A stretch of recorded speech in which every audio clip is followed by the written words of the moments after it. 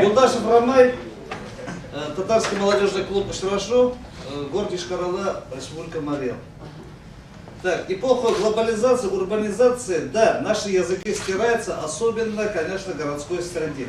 Но в то же время татарская молодежь, движение УЗБС, также исполком Всемирного форума татарской молодежи, как бы нашло свой контрудар, как бы даже опережая. Это сделало такое как бы движение и акцию, это Мин татарский Ашиляшам. Я разговариваю по-татарски.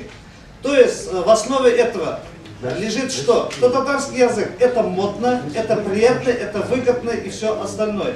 И вот это движение, когда они в то же время, опираясь на Конституцию Российской Федерации, на Конституцию Республики Татарстан и закон о языках РТ, добивается в предприятиях, и также в школах и так далее, чтобы надписи были сделаны на татарском языке. И вот это начинание в то же время получило поддержку Республики Мария. Здесь тоже начала проводиться конкурс акция. Мы Марлаулем, я разговариваю по-марийски. И в то же время я вот слышал, что вот, если у марийца 26 апреля День национального героя проводится, у татаров День родного языка, дня рождения Абдуллы Тукая, то у чувашей, оказывается, 25 апреля тоже День родного языка. И вот я тоже как бы предлагаю им тоже вот это провести конкурс, акцию, это я разговариваю на чувашском языке. В основе этого лежит как бы психологическое такое. Да, молодежь ходит по улицам, в то же время заходит в магазины, смотрит, есть ли ценники, и в то же время как бы вот эти выкладки статей законов им предлагают, книги, жалоб, предложения магазинам. В то же время предлагает, кто не знает, например, татарский, чувашский язык, 150 моих слов. А после, как бы, когда заканчивается эта акция, собирается самой главной площади. Это что такое психологически, когда 5-6 тысяч народ собирается. К сожалению, мы уже на свои митинги, как раньше в начале 90-х, не можем собрать там 1000 человек, 2000 человек. А вот молодежные акции вот такого формата, да, они собирают около 4-5 тысяч народов. То есть и там собирается главным образом молодежь. В то же время там звучит альтернативная как бы своя музыка, различные конкурсы, то есть молодежность, вот такие форматом тоже нужно действовать. То есть я разговариваю на бурятском языке, это можно. И знаете, даже поддерживают административные государственные органы. В то же время насчет этого сайта, конечно, нужно все-таки поручить действительно вот всех финно-угорских, тюркских и монгольских народов России, чтобы наши там победы, да, мероприятия как бы там. И в то же время там как бы указывалось где-то нарушение наших прав и также по всем там каким-то районе, какой-то области. И вот это тоже на сайте это, к сожалению, мы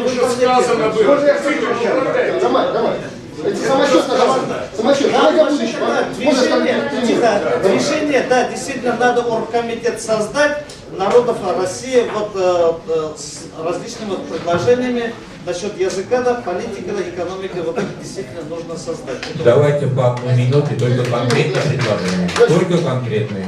Уважаемые коллеги, друзья, спасибо организаторам, что мы посмотрели в глаза друг другу, обменялись мыслями.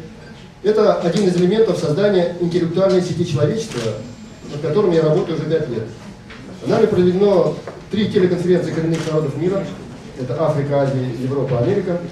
1 мая мы решили совместить конференцию живую, которая собирается в Северо-Техасском университете индейском, профессором Джонсоном Хуком, он индеец Чероки, заместитель вождя племени, вот, штата Оклахома. И телеконференции коренных народов других материков.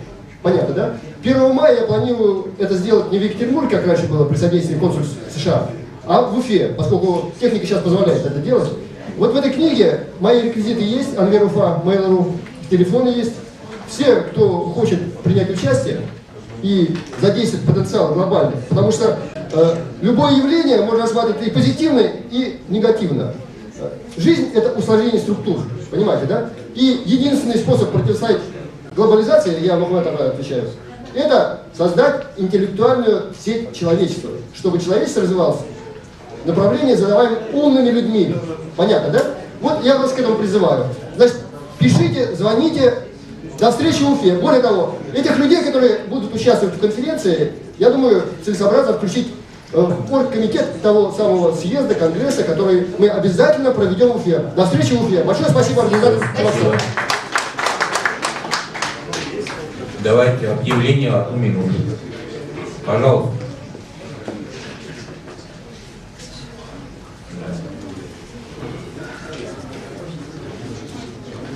Меня зовут Иванов Алексей, город Чебоксары. Ну, вы все знаете современную экономику, которая строит нашу жизнь, которая, ну, да, благодаря экономике мы дальше развиваемся и будем как развиваться. Сейчас очень сильно работает кризис, вы прекрасно знаете, да? Сейчас идет тенденция такая, что мировые аналитики уже говорят 90%, что распадется Россия, но наши аналитики 90% говорят, не распадется. Подальше от микрофона. Ага, ну тогда так. Реальность такова, что России невыгодны межнациональные войны, конфликты и гражданская война. И эта 309 статья как раз создает трение между народами, между русскими и прочим, да? Я считаю, в наше время действительно, да, эта статья просто вредна для государства.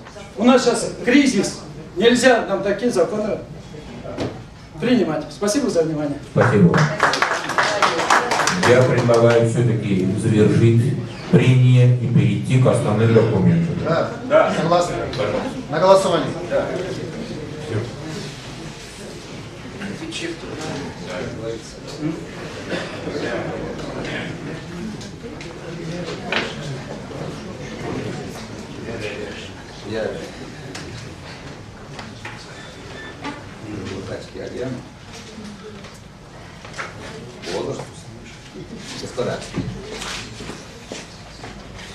Нам, поскольку мы тут,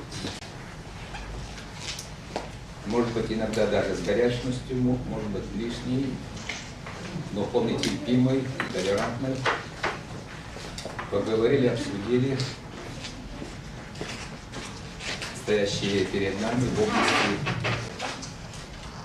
языковых проблем, вопросы. Ну, я думаю, что надо все-таки закончить принятием определенных документов. Вот я предлагаю на ваш суд проект решения нашего форума. Пожалуйста, внимание. Первое. Принять предлагаемые итоговые документы форума за основу. Читали? Да. Согласитесь? Да.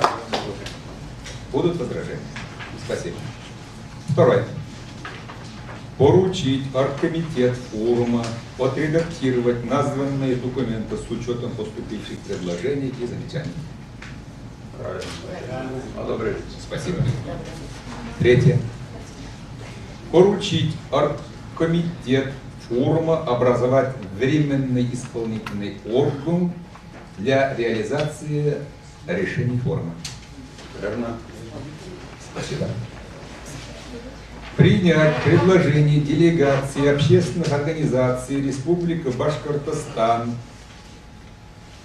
о проведении следующего форума представителей общественных организаций коренных народов Российской Федерации в Республике Башкортостан и предложить оргкомитет форума сформулировать его повестку дня. Точка.